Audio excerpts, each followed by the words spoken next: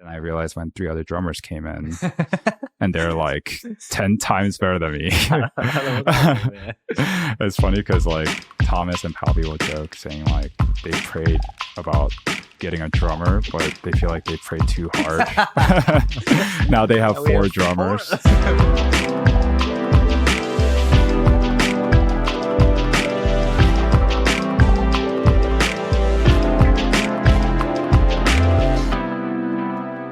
Hey guys, welcome to the B-Sides. I'm Eric, your host, and today for our guest, we have David Lim. Hey, David. What's up? What's up? Yeah, so David, we like to talk about hot takes on our podcast just as a way to kind of spice it up a little bit. So I got to ask, do you have any hot takes in mind? Yeah. I guess for me, a lot of people have problems with double standards. Sure. But I feel like double standards are actually very, very acceptable in today's society. I just think it's inevitable. Interesting. So I'm a pretty big proponent of like double standards, but can you elaborate on like what you exactly mean by double standards in this case? Yeah, sure. I think double standards really pertaining to I guess by gender. I feel like I think the issue that I have with people are that when they want something that's to their advantage, then double standards is totally acceptable to them. Sure. But when it works against them, I feel like they try to push for equality. Sure. So what, in the ideal world though, do you think it'd be better if people just stuck with that single standard, or do you think that double standard is kind of just to everyone's net benefit? Yeah, so I really do think that double standard is how we should kind of live our lives, but while also understanding that, you know, when it works against us, like we should also kind of come into terms with it. So I think what I'm not for is people wanting to have double standards on a double standard. Meaning I could have a double standard, but you can't. Yeah. Oh, yeah. I gotcha. Yeah. So you think people are just have that mental lapse, I guess, when thinking of how they themselves react to double standards, whereas they, you know, have a certain view on people thinking like, oh, this person doing something bad, I can't, you know. In that sense? Yeah. I just feel like, you know, sometimes I know that, you know, as a guy or as a man, like I have certain responsibilities and, you know, certain things that I know kind of works against me, or more so like not necessarily what women have to kind of deal with. Sure. And I kind of think that the opposite is also true. And so my belief is that we just kind of have to accept that fact and just kind of do what we're designed to do. Sure, and just build off from there, kind of. That makes sense. Kind of, it is what it is. Let's build off from that. Right. I like that. So, David, I got kind of, I don't know if this is a related question, but I wanted to ask, if you could go back and uninvent something in the entire world, what invention would you like to erase from history? Uninvent something. It could be anything. It could be a website, could be the telephone, it could be a book. That's a good question. I kind of feel like if there was anything to kind of, I wish that wasn't invented anymore, is social media. That's a broad concept. Yeah, and I know that's pretty ironic considering we're doing a podcast here.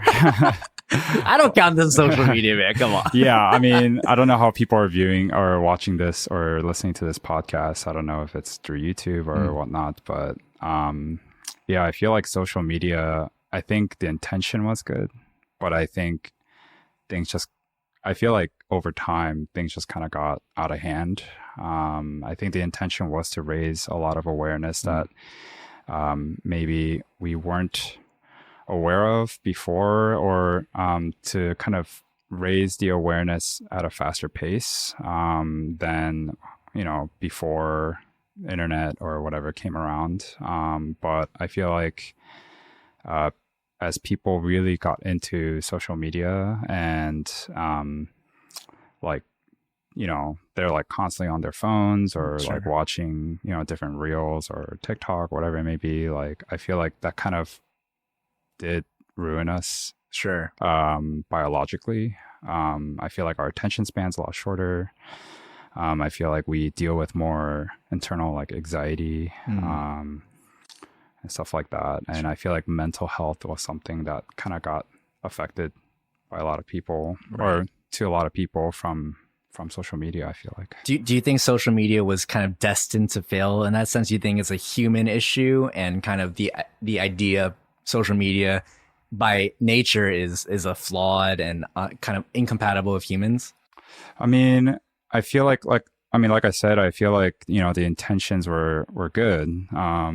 And I think when it was first created, I think it was just a good way to, connect ourselves with other people or, just be able to just find information quicker and stuff like that. But I think us as humans, like we tend to take things to an extreme. Sure. And so anything that is kind of given to us, we like to just keep pushing our limits until it's actually no longer healthy for us. And I think that's kind of what had happened with social media. So it's not even necessarily the company's faults that own these social media. It could be a dual fault, but it's more of the user base, which is, gearing each other, ourselves, kind of to make ourselves more upset, to make misinformation spread. Yeah, I mean, I think yes, of course, there's some blame to, the company, whether that's Facebook, Instagram, whatever. I mean, they're all owned by the same person, I guess. But at the same time, I just feel like it's kind of it's within our control and it's what we decide to do with it. And so I think when we're kids, it's like we just don't know how to discern when it's good to use social media and to be able to do it in moderation. I just feel like it's just very difficult. Right. Have you ever tried to personally go on like social media cleanse or anything? I personally haven't, but I'm also not really big on social media. And so I don't really go on like Instagram or TikTok all that much. But I do go on it sometimes just when I'm like bored. But I don't go anything longer than probably like 15, 20 minutes. Yeah. So how do you connect with your old friends from high school, college, or is it kind of, you just have to kind of... Oh, I just don't. I mean, like, I haven't really talked to any of my high school friends. I think the last time I talked to them was probably when I was in sophomore in college. I mean, it's tough when you're not like next to each other, Yeah. And I also moved. I mean, I used to live in like near like Annapolis area, Maryland. But then I moved when I was in college. My parents moved to Ellicott City, which is like where most of the Koreans live. Right. And so after that, it was just like really hard to stay in touch. And I would try to drive, back down to like Annapolis area to see them, but it was kind of difficult. Sure. So it's talking about your college time. You went to UMD, right? Yes. And you were a biostatistician major? No, I was not. Oh. Yeah. I mean, the topic is biostatistics, but I mean, I studied. So it's funny because I studied biology as my major. And then I minored in statistics. So then if you put that two together... You just... I don't know, man. That sounds like biostatistician to me. One could say it's because I was so indecisive that I'm just like, why not do both? So you said your minor was bio and your major was statistics? No, the other way around. So, okay, my major was bio, minor in statistics. Gotcha. And then when you went to your master's program at Michigan, was that... Yeah. Biostatistics. Okay. Yeah. So at that point, you decided to merge it all together. Right. Gotcha, I mean, I originally wanted to become a dentist. Oh, okay. So, in high school, I was shadowing a lot of different dentists, and even in college, I was shadowing different practices. But I think after my sophomore year in college, I didn't want to do it anymore because I just didn't want to look at people's mouths all day. Yeah. and That's fair. yeah, I mean Kind of that's gross mouths out there, you know? yeah, and that's one reason. But I mean, I'll just be frank. Like, I also didn't have that great of a GPA, Yeah. so I knew that I couldn't really, make it. So Sure. Was that different from your high school time? Would you have really good grades back in high school? I really wasn't that great of a student. Sure. I mean, yeah, in high school, I took a lot of AP classes and honor classes because my friends were taking it. But I never personally had like the aspiration or like the motivation to do well in school. Mm. I mean, high school, I think I like graduated with like a 3.6 or 7 GPA.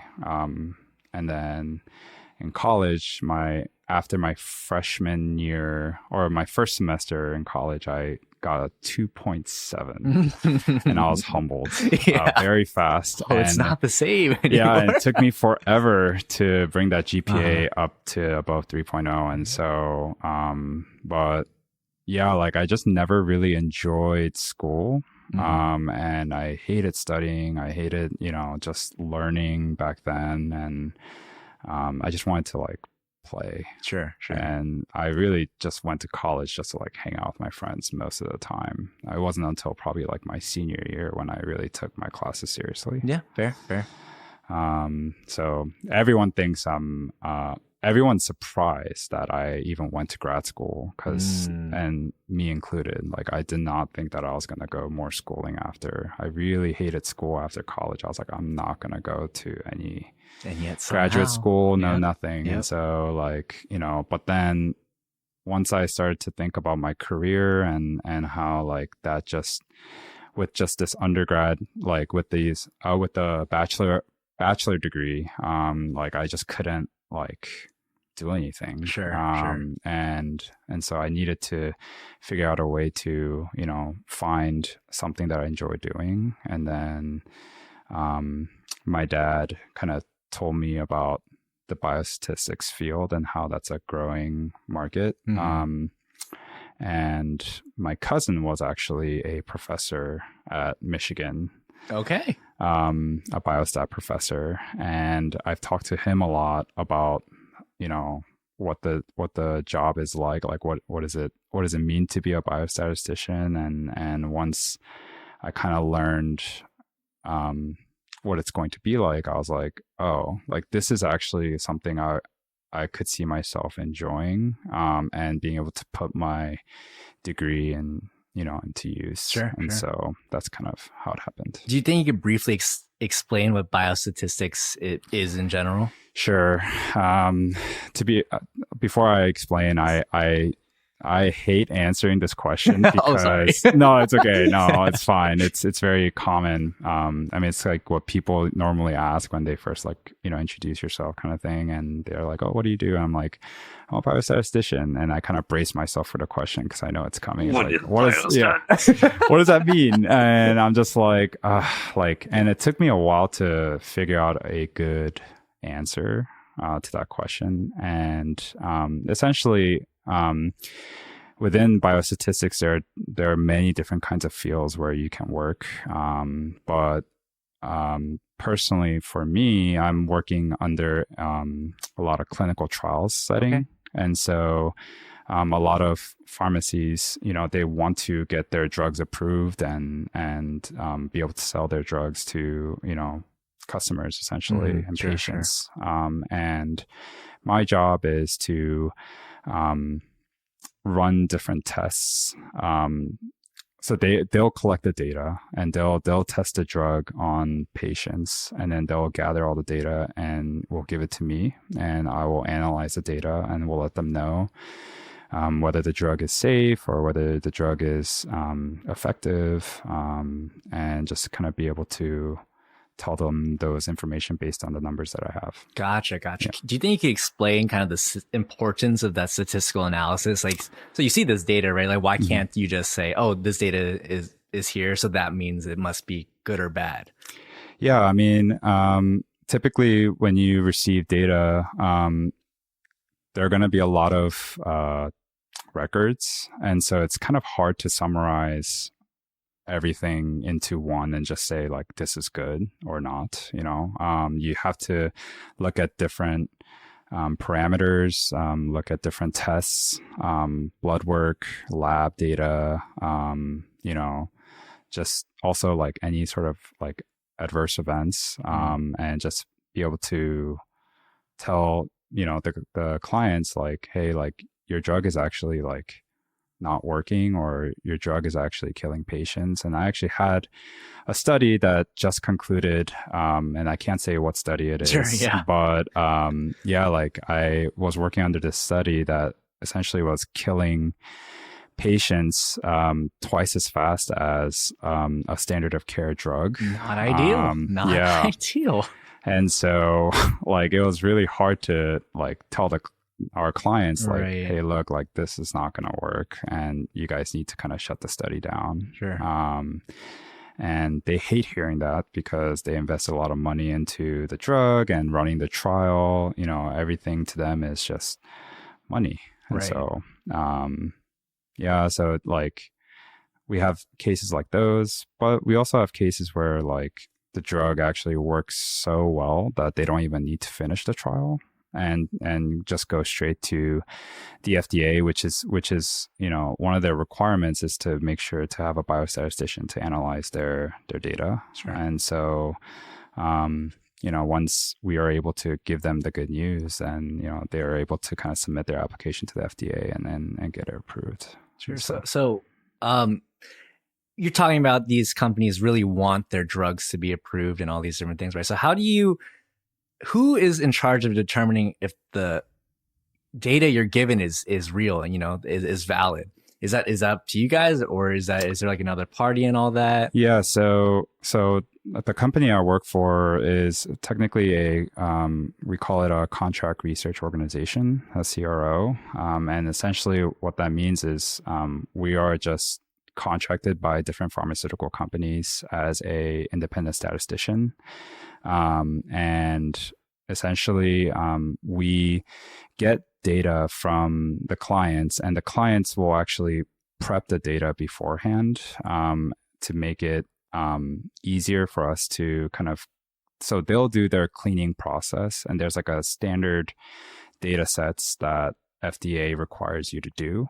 And so they'll go through their cleaning process, and then they'll give it to us, and then we'll go through our own cleaning processes. And every data set that we work on, or any presentation that we work on, there's always somebody auditing our presentation or data sets that we work on. So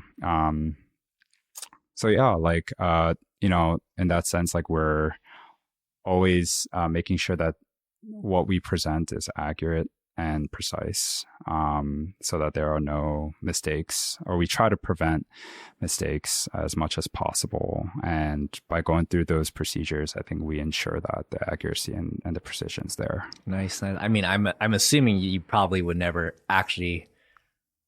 I would hope you would never have had to deal with fake data yet, but do you have any experience with any of those, or have you heard of anything about that? Not me personally. I mean, it would be very hard to try to fake the data.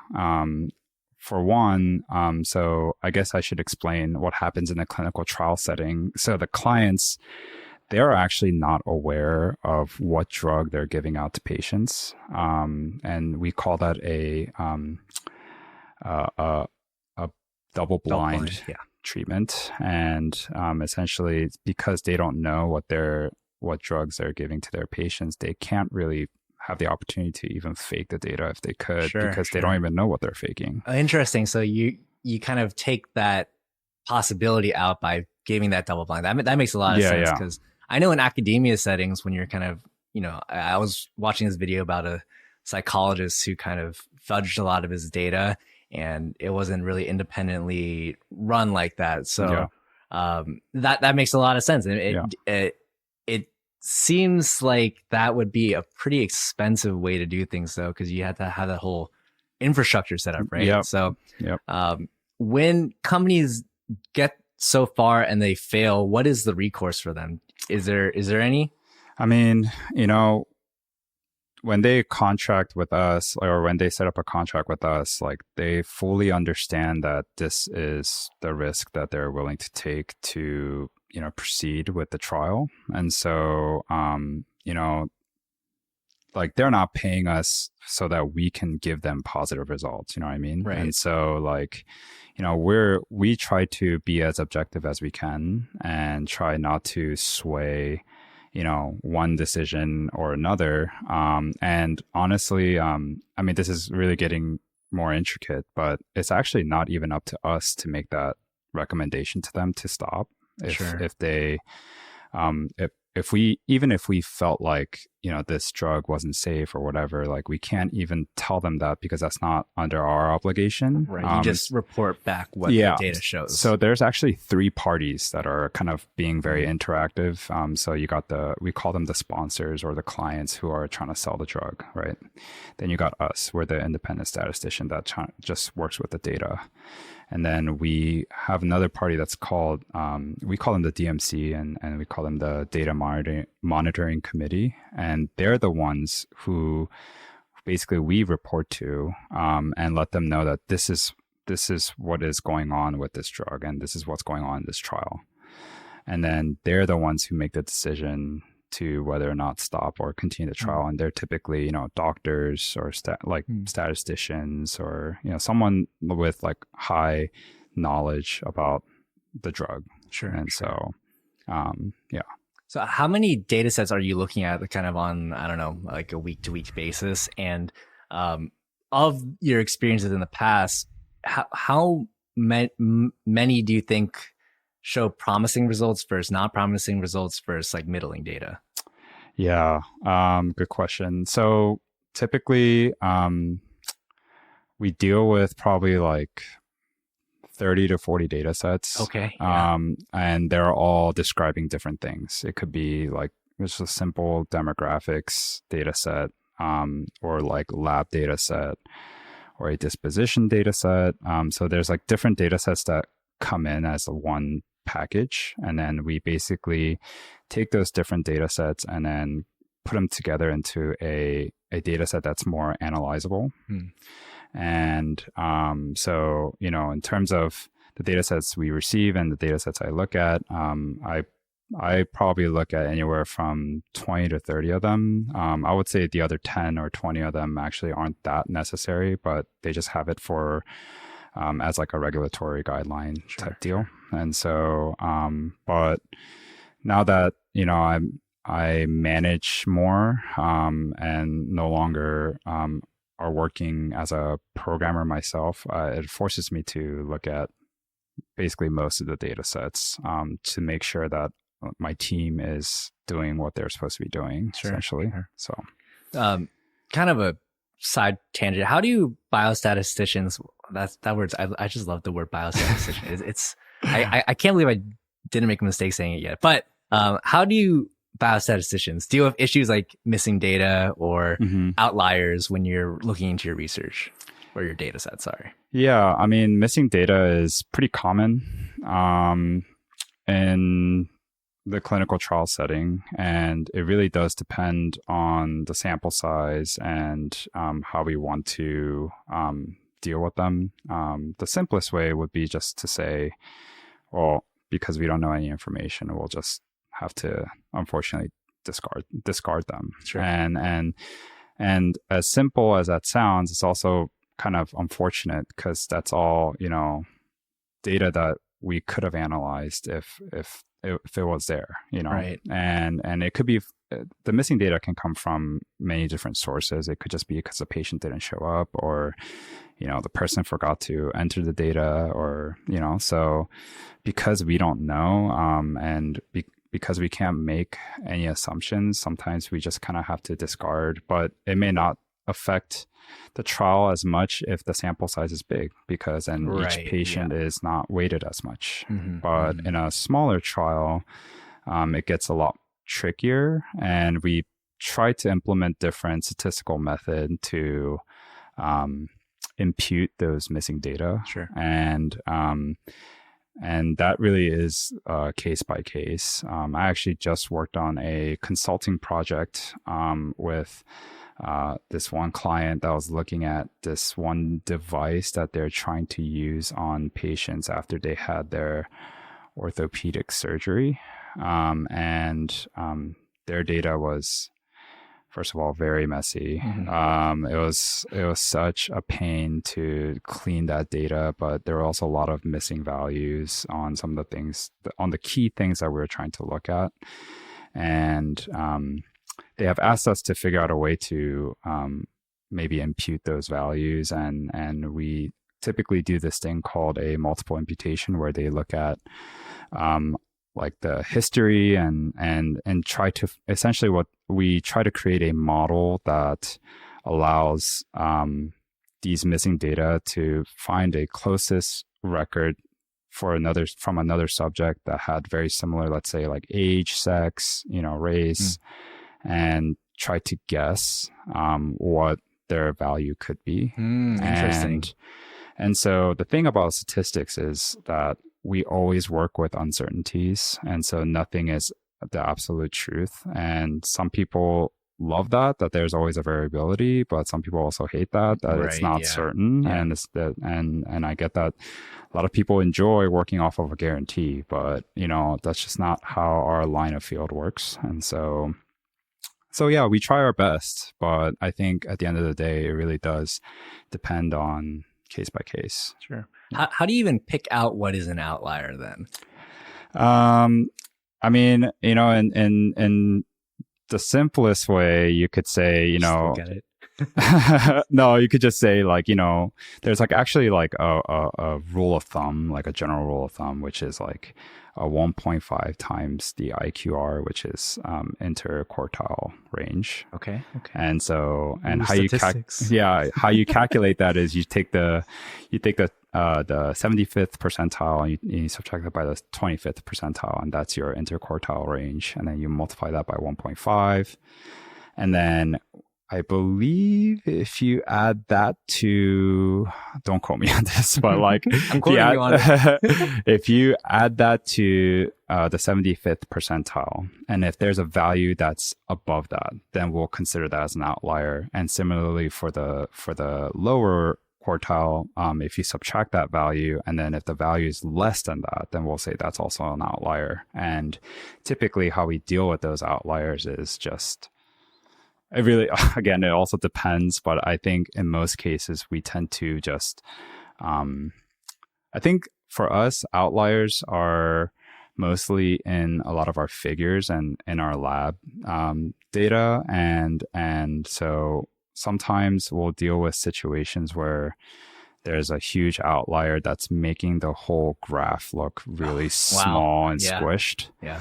And so in those instances, we create another graph that essentially takes out those outliers so that we can see it more clearly. And because we work typically in a bigger trial setting, it really does not influence the results necessarily.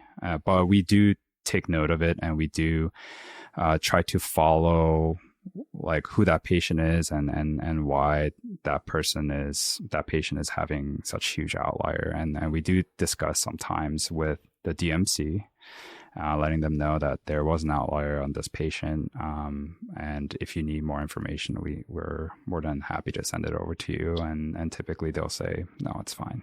Right. So I want to continue with that train of thought, but kind of just quickly going back to that previous question. So what, do you have a rough percentage for how much the data that you're reviewing is promising versus not promising? Oh, yeah. I forgot to answer that question. Okay.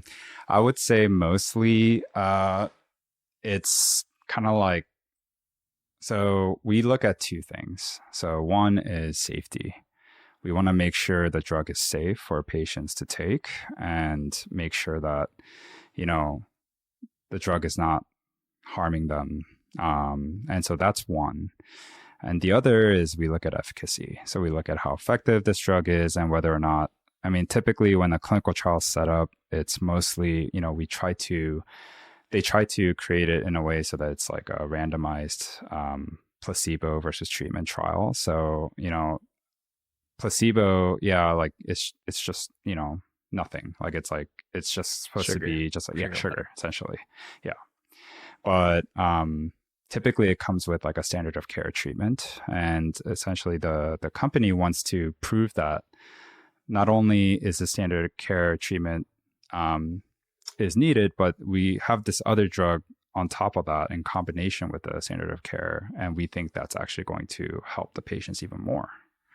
And so that's kind of how the trial is set up, and typically like when we analyze the data and at least the projects that I've been on, which are many, most projects will say, there's no issue with safety. I would say about 90% of the time, or 95% of the time, it's like, and also because we work with interim data, like we're always just monitoring, like maybe every 6 months or every 3 months, or every year. And typically, we'll report to the DMC and they'll say, yeah, it's fine. They can just continue without modifications. So that'll happen about 90% of the time, I think.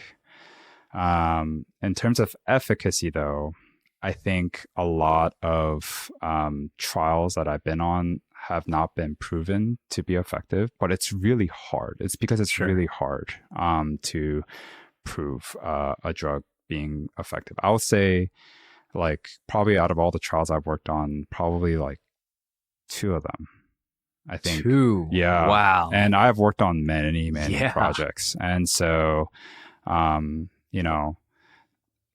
And so it's like, it's kind of heartbreaking on one end because obviously you want this drug to work, obviously, because you want to kind of save people and stuff like that. But, we also have to be very honest and objective as possible. And so in most cases, what ends up happening is they'll continue the trial and they'll keep going. And at the end, it'll just be like, it just wasn't effective. And then just the trial will just conclude.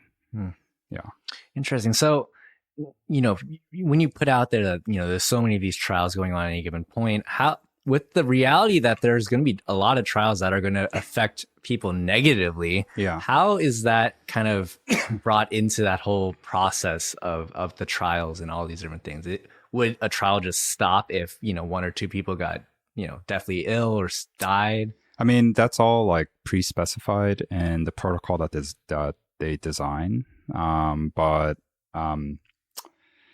essentially there is a, we call it a stopping rule. And in their protocol, they have to create one to be approved as like an official protocol. And we try to follow that. And essentially, if the trial continues and essentially if the stopping rule, if that gets triggered, then the DMC will let the sponsors know, saying like, hey, like, this drug is actually not safe. And then what they'll do is they'll tell all the different sites that are dispensing the drug to tell them to stop dispensing it to their patients. And the stopping rule can really be anything. It could just be like, I'm sure most people know what a 95% confidence interval is, but I don't know. Can you briefly explain just? Yeah, sure. So 95. Man, I feel like I'm in academia right now. I mean, so like a 95% confidence interval is essentially like you're saying that you are.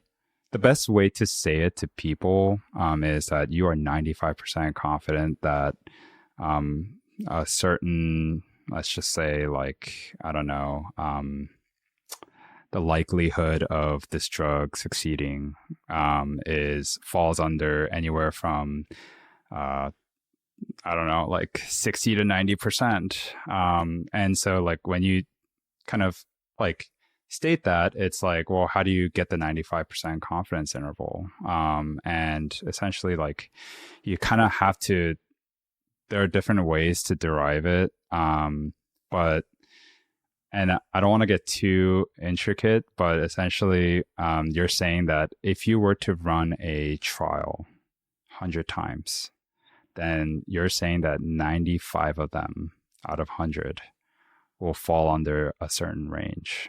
It's basically what you're saying. Gotcha. Yeah. Okay, well, that makes a lot of sense. Yeah. Thank you, Professor David. Yeah, PhD right here. No, I'm Oh just yeah, kidding. let's No, go. no, no. Go back I'm to not a school one more PhD time. student. No. Yeah. Sorry, what were we talking about? Why did I talk about 95% confidence interval? We're talking about if trials were affecting people negatively, stop them. Oh yeah. So like, we'll say like, you know,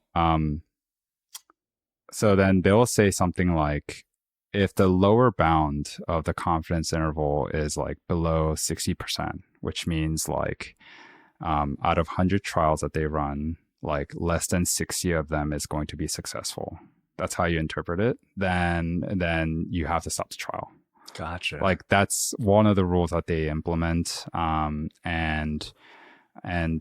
sometimes it gets triggered, sometimes it doesn't, or it could just be like as simple as like if there are 3 subjects within this sample size experiences a very severe side effect, and those side effects are like pre-specified, Sure. then they'll stop the trial. So it could really be anything, but essentially there's always a rule built in place so that just in case if the trial goes horribly wrong, then they'll stop earlier than later. Sure. And so you said to begin with that patients are all aware of this as possibilities before they sign up for these trials. Yeah.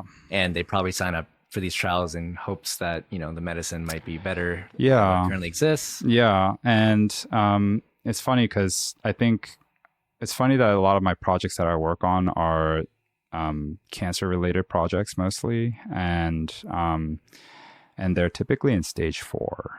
And so when you're in stage 4 of any cancer, it's like it's really not about whether I'll survive or not. It's more so like, how long will I live? Sure. Right. And so, when you're put under those circumstances, people are more willing to go through the trial because, they kind of feel like they have nothing else to lose. And so, but yeah, I mean, typically the doctor will ask the patient like, hey, there's a clinical trial going on, would you be interested? And maybe the doctor will go through what they call a investigator brochure, and it's like basically explain the drug and what it does and how it could potentially benefit. And essentially if the subject decides like, yeah, like I want to go on this clinical trial, then they'll sign a consent form and go through all the processes, go through screening and make sure they fit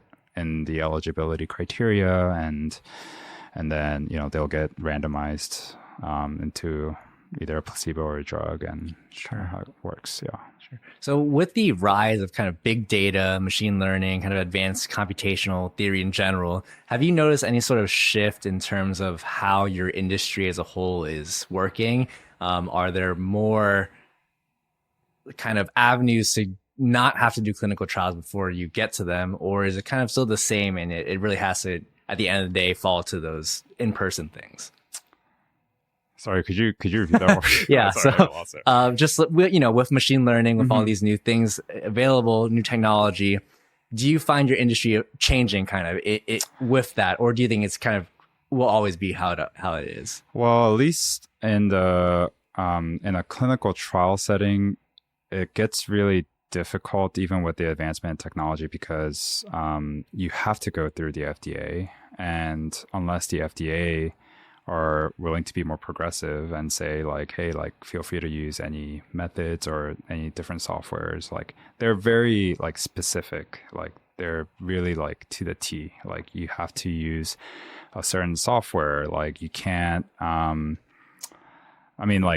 like you have to produce like different reports in a certain format, and like you need to have data sets that are that meet the criteria to be able to submit to the FDA. And so like they're just so specific about how they want it to go. And so even with these like advancement in technology and all that stuff, like I just don't think that it would really impact, at least from my day to day, at least not in my lifetime, I don't think. Sure, maybe down sure. the road, but I think because everything needs to go through essentially the government, like there's just no way they're going to change that. Right. It has to be a certain threshold Yeah. that the FDA sets. Exactly. Would you say that the FDA is probably the most, I don't know, restrictive in the world? Do you think it's the de facto source for drugs? I just think government is just really strict. Sure. Yeah. And they're very slow to change. And they their mindsets, at least in my opinion, is like, why fix something if it's not broken? And so like, you know, to be fair, like there are other like statistical softwares that can handle data much better and are able to produce much prettier like presentations. But if it doesn't meet the requirement, then no matter how pretty it is, no matter how nice it is, no matter even how accurate it is, they just can't accept it. And so, yeah, I mean, so at least in my line of field, like I feel like it's difficult. But you know, if you're working under like in like an institution and you're just strictly just doing, you know, biostatistics as a purpose of research, I think that's where you can be more innovative and creative to, you know, do all different kinds of techniques. But at least the line of work that I do, it's pretty rigid. Sure. Yeah. Makes sense. So why would countries have differing rule sets on which drugs are allowed in their country? Is that just kind of a by country thing? They just decide that they don't want 92% versus 94% confidence, or do you have any insight into that? I honestly don't know the answer to that question. We're Americans, right? Yeah. I mean, you know, Britain. I'm not interested in what, you know, Nigeria does in their country. I mean, no offense to Nigeria. I think Nigeria is great. Yes. But yeah. Is most of the clinical trials in the world being done in America, or is that kind of also spread out? It is spread out. Okay. And so like I actually like I'm currently working on a project with sites that are located in Japan. Okay. And I'm working on a schizophrenia study. Do you get to do any trips to Japan for that? I wish. Nah. I mean, you know, like my line of work is really just like you're just on the computer all day. Yeah, and just so, data sets, and so, you know, I don't really like have to see patients or, you know, run tests myself. Like I don't do a lot of bench work. And that's also another thing that people have like misconception on is like they think that as a biostatistician you go into lab and you like it's all pen and paper like, you know, pipettes and, you know, lab work. And I'm just like, no, like in fact we code all day. And so it's just a different style of coding that, you know, a lot of software engineers use, but you know, there's a lot of commonality in terms of like the language that we use. Do you use like R or any other? Yeah, so I use R. I use so I used to use R when I was working at Hopkins, but now I use SAS, which is something what government likes to use. And then I've also gotten into Python a little bit and yeah, it's like different languages. I like learning languages, different coding languages. And so trying to get my hands on a little bit more to kind of expand my expertise. But yeah, mainly I use SAS, but I also use R sometimes for work, but it really just depends on what project I'm working on. Sure. Yeah. So as our society gets more technologically advanced, you think the role of a biostatistician will be a lot more programming related, quote unquote, or will it kind of be traditionally how it's always been? I think I mean, it's always been programming and for a lot of biostatisticians and I mean, I see. I mean, I guess like it really within even as a biostatistician, you have different strengths. And so, you know, some people like being a biostatistician to do more of the critical thinking and come up with solutions to how to implement to a problem. But some people just enjoy just not having to think about that, but just kind of code. You know, they're really good at coding and they'll just like get it done somehow. And so, you know, we work in a very collaborative like environment. And so typically when we formulate a team, like we try to incorporate, we know who's good at what. Right. And so Make we it just, balanced. so we just try to make it more balanced Gotcha. and yeah. So yeah.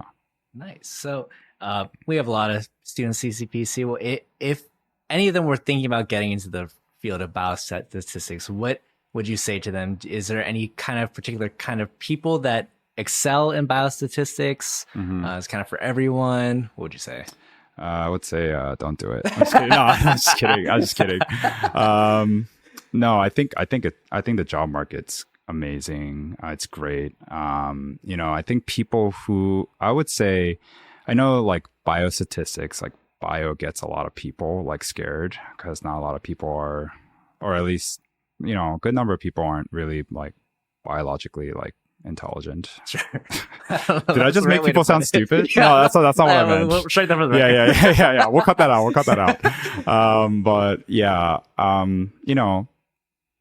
bio, like I feel like mainly like my line of field, like I do more math than or I do more stat than bio, and it's just that I'm working under a biological setting, but it doesn't mean like I need to have like just like prestige knowledge of how like the mechanics and how this drug works in a biological sense. Like I just know what they do or what they're proposing, and then I just kind of do more of the statistical critical thinking. If there's any critical thinking that I do, it's more statistics and not really bio. And so people who excel in math, people who excel in typically like actually more particularly like linear algebra is actually a very I don't remember anything skill. About linear algebra. Yeah, right like now. dealing with matrices and stuff like that will at least really help you in grad school. I think. Gotcha. You have to really know your linear algebra to get through grad school. But after that, it's just kind of like, the world's just out there. There's a lot of job opportunities, whether that is in pharmaceutical companies or whether that is in institutions, whether that is in, like me, like in the CROs. And really there's just a lot of different opportunities. And you don't even need to get into bio stuff. You can actually do more statistics, like, like they're like actuaries and stuff like that. And so like, I feel like the opportunities are endless, but yeah, I mean, it's more math oriented. So like, people who are good with numbers, I think will typically excel better. Are there any schools in particular that you could recommend for people? Yeah. I mean, of course, like Michigan is, go blue. Go blue? Yeah. I mean, Michigan's a top 5 program in the country. And so, Michigan is a really good school. I know people go to UNC, that's like top 5 as well, Hopkins, and like, I mean, for me, I applied to all those schools and even I applied to Maryland as well, but Michigan was like my top choice. Nice. And so and you got in. Yeah, and so it's like a nice college town, like there, diversity is pretty diverse there. And so you get to meet different people and stuff like that. So, I mean, I would highly recommend Michigan, but I will say the winter gets pretty... Oh, I imagine. It gets pretty depressing. And like people say like in Michigan, like make sure to take your vitamin D. No sun? No sun. Yeah, it gets really gloomy. It gets gloomy like pretty much like every day. I remember one time I was flying from Michigan back to Maryland, and it was like during the winter, and I like got on the flight and like we're taking off, and then we struck the clouds, and then immediately I just see the sun, and I'm like, oh man, it's still there. That's what the sun looks like. I forgot. But but other than that, like during the summer, it's like really awesome. Yeah. Like it's like the weather's pretty dry, and there are a lot of different like festivities that you could go to, and they try to make it more fun. But winter does get pretty dead. So yeah. Just beware, I guess. That sounds good. I mean, I've never been to Michigan, but I hear it's just the winters are brutal. So yeah, no, it is. nice Yeah. to know. Yeah. Well, Dave, I want to cap off this conversation about biostatistics with, which is this final question. And I'm not sure if you are exactly interested in your field in your spare time, but I was wondering if there are any trends or areas of research in biostatistics right now that you find particularly interesting or maybe promising going forwards. Geez, that's a good question. Yeah, there's a lot of stuff. You know, I don't know what's promising or whatever. Like I haven't really done a lot of research in that sort of area, but one area that I really want to work in is in a clinical trial setting. I want to work in a study that deals with obesity. Mm. And I even wrote this in my grad school application that this is something I wanted to work on, because I grew up like struggling with obesity and also like, you know, in my family too. And so like I've always wanted to know if there are any sort of, you know, different drugs or whatever that could help people, you know, control their weight better. And that's something I've always been interested in. Unfortunately, I don't have the opportunity yet, but I'm hoping one day I could work on a study like that. Gotcha. Do you know if we've been making strides in the past couple decades or so, or has it been pretty stagnant? I feel like I mean, there are certain drugs that people take already that kind of helps them with controlling their appetite. There's a drug called phentermine that does that very well. But you know, with any drug, I feel like it comes with different side effects, right? And so you know, it's kind of like you got to pick your poison at some point. But I do think that, you know, eventually they'll probably come up with something better. But at least as far as I know, there are drugs out there that, you know, people sell like for weight control. Gotcha. And that doctors prescribe. So, well, I have high hopes for that. And I'm sure the entire field of biostatistics and just medicine in general. And yeah, I mean, I had no idea, honestly, anything about biostatistics before this conversation. So you really helped enlighten me a lot about your field, David. So I appreciate that. Yeah. And I also probably put like 50 people to sleep. If there are even 50 people listening to this podcast. If 50 people are listening to this, that'd be great. So we like to close off with a question about kind of who in your life has been who is one person in your life who has heavily impacted your spiritual walk? And let's try to keep it outside of your family, if possible. Yeah, sure.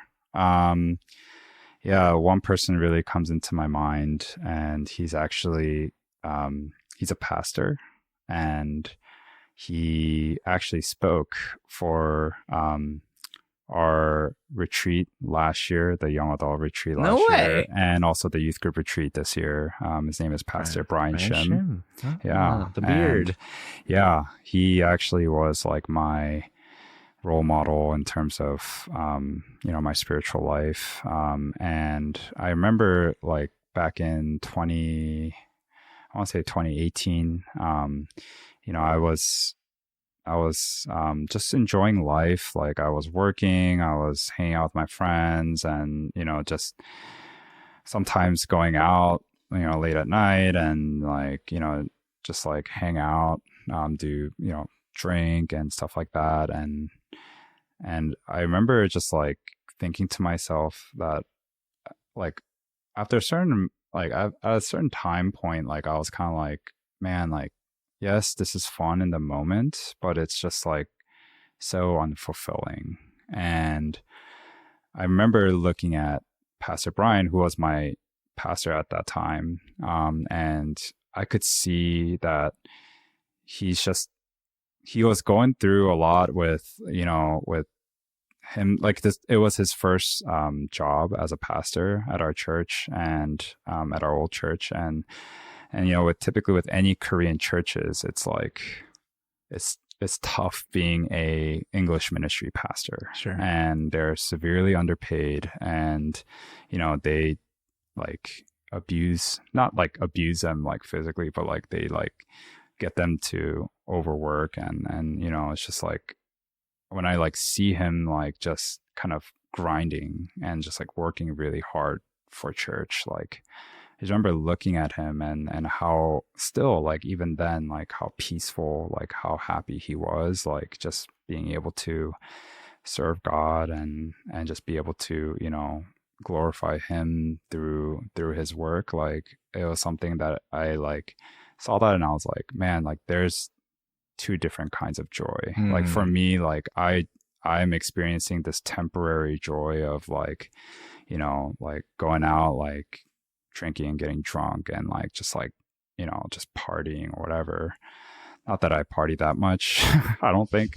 But then like I see like Pastor Brian who's experiencing more of like a sustainable joy that through his work, even though it may be hard and it can there, you know, there are a lot of uphills to climb, like I could see that he's like truly enjoying and being happy and being satisfied and being at peace with everything that he does. And he was like the first person that made me wonder like what that life kind of looks like. And I mean, he never forced anything upon me, and you know, his personality is just very like he doesn't really talk a lot. Like he just kind of let his actions kind of speak for itself. And so, you know, it made me wonder more, and it made me want to ask him more questions, and wanted to know, you know, how to essentially like find that kind of joy in my own life, you know. And he really helped me like kind of understand, you know, why basically like why we live on this earth, and like, you know, who we're meant to live for. And I really do like appreciate all the things that he has done to really help me see that. And so, yeah, I would say, yeah, he was like my biggest influencer. Sure. So how has his influence inspired you to serve in your own way or live your own spiritual life? Yeah, I mean, it's funny because, you know, as I've gotten closer to him, I kind of found the heart to like serve more. And I mean, so my background in serving was mostly in the praise team. I was either playing the drums or I was leading with the guitar. And so like, you know, I did that every week because our church was like a smaller church. Like we only had like 60, 70 people. But as I've gotten to like grow and learn from him and really see how he's doing, you know, the work of the ministry, and saw that I saw that there was an opportunity to serve the youth students, because we didn't have a youth group pastor. We just had an English ministry pastor that was overseeing everything, and they wanted to have a director that would kind of help like coordinate different events and different, you know, social activities. And so, you know, that I like wasn't even thinking about that. I was just trying to somehow, some way, I just had this heart for these youth students because I also grew up when I was in youth group, like I didn't have a youth group pastor or anything like that. And so I did understand like, you know, what they would feel like kind of thing. And so I organized a lock-in one night and it went really well. Like I had different people around me helping me and stuff like that. And the church saw that and saw a potential opportunity. And so they actually hired me as a youth director. Wow. So I served as a youth director for about a year and a half, 2 years. And that's really like, I think during those 2 years, I really learned that God really truly works through people because just as a background, like I'm not good with kids. Sure. I actually don't like kids all that much. That's great like, for a youth director. Yeah, I mean a lot. Yeah, I know, right? Yeah, I meet the criteria to serve as a youth director. Yeah, and so like I grew up being the youngest in the family, on both sides of my family, and so like I didn't really know how to take care of people all that well, let alone like a group of people. And so, um, like when I first signed up for this, I was like, God, like, is this okay? Like, I don't know. Like, I don't know if I can really trust myself. And like, I don't know if I can really handle the pressure. And also, like, I don't know if I can handle the kids really. I don't know if I can be patient with them. But I think God really took hold of me, and he really showed me that it is not my work, but it is his work through me. Mm. And that the only thing I needed to do was rely on him. And that's how I feel like that's how I got through 2 years of just like serving as a youth director. Sure. And you know, I built a lot of memories, good, great memories with the kids. I mean, they're in college now, which is crazy, but yeah, like I learned a lot, and I really truly understood that like when we serve, it's not just for other people's benefit, but it's also for our own, as well as for our own growth and what we get to learn as we serve. And I think through that I was able to, through serving like the youth kids, that's how I learned that, you know, serving is also meant for me to grow, and not just for the kids. Sure. Wow, that's awesome to hear. That Pastor Brian's influence brought you so far and still maintains with you to this day. I want to ask then, so, you know, you've been at Christ Central for a year now, about? I would say about like a year and a half. Sure. Yeah, I started like in February. Getting close to 2 years. What would you think is your aspirations now, you know, now that you're, you know, more acquainted with Christ Central as a whole? What would you want to be doing next? You know, I was actually telling people that I've been serving in the praise team for so long, since I was like in middle school, and I enjoyed it. It's kind of like it's like second nature to me now at this point. Like I don't get phased by a lot of, you know, like I know some people like get nervous when they're up in the stage and stuff like that. For me, like I just don't even think about that because it's just not. I just gotten so used to it. But one thing I felt like as I was maturing spiritually that I struggle with is this idea of spotlight. And so, you know, Palby knows this, but like I hate the fact that I had to get out of the cage to play drums up on the stage. And like I was like, man, like I wish I could just play in the cage, like nobody can see me. Like it was kind of like my way of trying to like justify myself that like it's okay, like no one's gonna see you in the cage, so like you're not gonna be in the spotlight. But like now that I'm up on stage, it's like, you know, like it's something I've always struggled with. And so like I wanted to be more intentional with the way I serve, and I wanted to serve more in like the like more of a background, like behind the scene, nobody really knows, and so that it can just be between just me and God. Gotcha. But you know, it's funny, like I think when I was thinking that, like probably about, I would say about like a year ago, I knew that CCPC just didn't have drummers then. Yeah, we really didn't. And like I know, it was funny because like I got a random text from Palby, whom I didn't know then, and he was like basically introducing himself to me, and he was like, "Yeah, I was talking to Pastor Brian, and he told me that you play the drums, and he was asking me if I would be interested in auditioning and stuff like that." And I took some time to pray about it because, and I told Palby this. I was like, to be honest, I've been trying to be more intentional with the way that I serve, and I want to be able to truly glorify God and not to steal any of his glory to myself.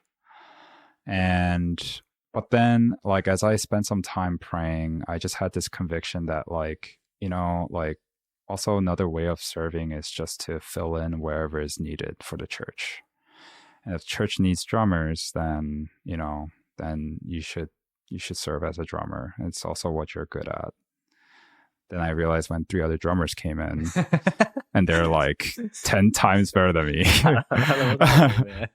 It's funny because like Thomas and Palby will joke saying like they prayed about getting a drummer, but they feel like they prayed too hard. Now they have 4 drummers. And so, you know, with that being said, like I do, now that like I don't have to, you know, serve every week, or not that I was even trying to, when I serve, like I always think about sustainability and longevity. I want to make sure I don't get burnt out and so now that we have like 4 drummers and that they are all like doing their, you know, each week we're using different drummers, I feel like I have more time to serve, but I don't know exactly where I want to serve. And I thought about the welcoming team, just something more just like behind the scenes. Yeah, behind the scenes, right. Or like do the parking lot stuff, like something just more like low key and staying low. Just I want to feel like God is like proud. Not that he's not proud of me. But you want to do it not for yourself, but for God's glory. Gotcha. And so it's just my way of proving myself that it is just between me and God. And so, well, I can tell you right now, every ministry at church could use some help. So whichever one you choose to join, I'm sure they'd love to have you. I will say the place I'll end up serving is probably the one that doesn't get approached to me. And so, you know, watch out, children's ministry. Don't ask me to serve in children's ministry. Not even the youth, you know, ministry. Don't ask me. I'll make my decision. He's keeping a mental note. Yeah, he knows which ones that he has been asked. Yeah. And so, we'll see. Thanks for talking to me, David. I had a great time. I hope you had a great time. Yeah, no, it's great. Yeah, we'll catch you guys some other time. See ya.